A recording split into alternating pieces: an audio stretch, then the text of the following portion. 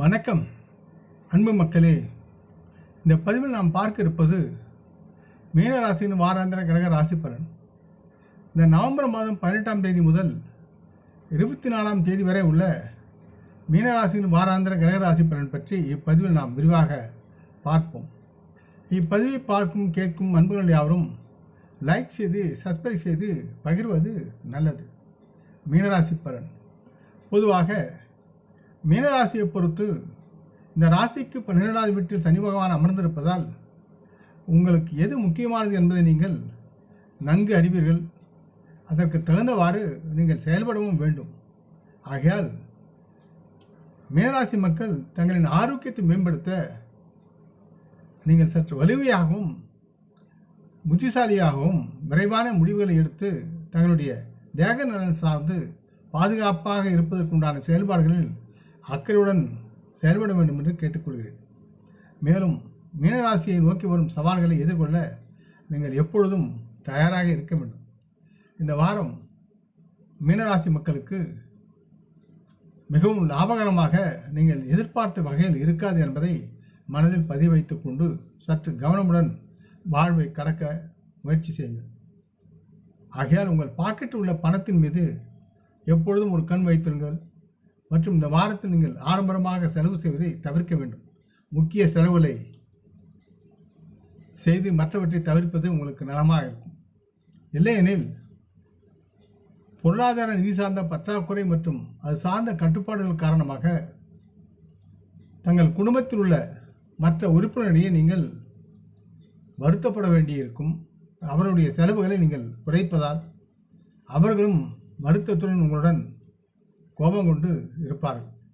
இந்த வாரம் மீனராசி மக்களின் பண பற்றாக்குறை தொடர்பான பிரச்சனைகளிலிருந்து நீங்கள் விடுபட உங்கள் பெற்றோர் உங்களுக்கு உதவுவார்கள்.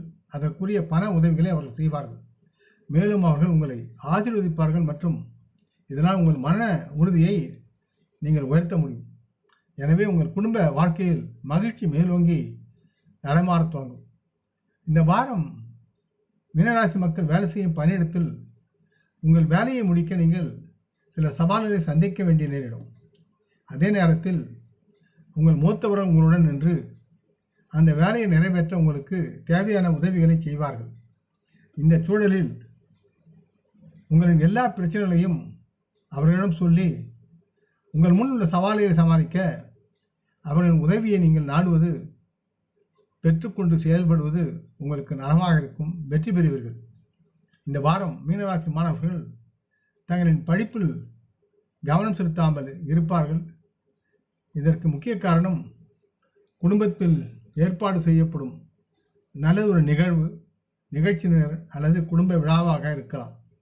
அப்படியே இருந்தாலும் உங்களின் கவனம் மற்றும் நேரத்தை வீணடிக்காமல் நீங்கள் உங்கள் படிப்பில் அக்கறையுடன் செயல்படுங்கள். உங்கள் தேர்வில் நீங்கள் வெற்றி பெற்று நலமாக செயல்படக்கூடிய சூழலும் குடும்ப உறுப்பினர்களும் பெற்றோர்களும் உங்கள் ஆசிரியர்களும் உங்களை பாராட்டுவார்கள்.